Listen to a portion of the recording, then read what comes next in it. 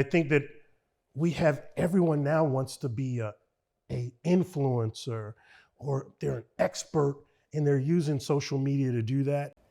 Are you guys concerned with what seems to be the world's obsession with the internet and social media, and how much attention we have started to allow it to have? And at different times of the night, over half of the people were in their phones.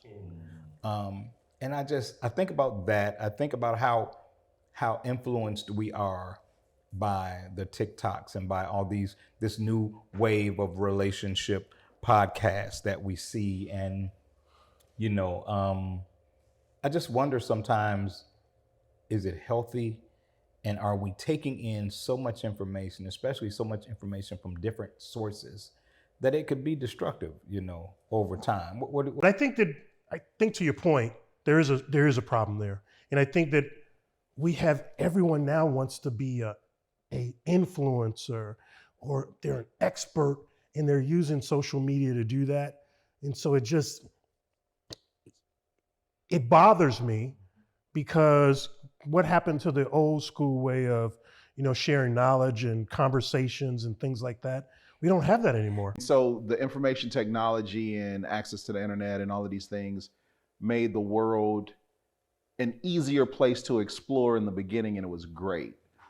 But now, since there are very limited ways of controlling what people put out there, and bad news travels more than good, and even negative stuff or lies will spread so fast on a social media post because everybody's sharing it, and you literally could get to millions of people quickly. That's where the real danger is. And the dopamine that we get from being on those things, like the likes, the posts, all of that, keeps us so glued to our phones where people can't even, like you said, have dinner now without the addiction of being on social media, Instagram, Facebook, or whatever the platform is. He said we're in an era where people want to be first more than they want to be right.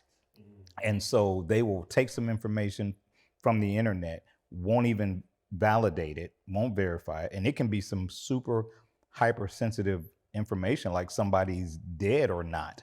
And before checking it, they will run and put it out there. So I think it says a lot of how social media has changed what we need and how we affirm ourselves. And it's given us this weird, twisted way of getting an affirmation that we didn't have before.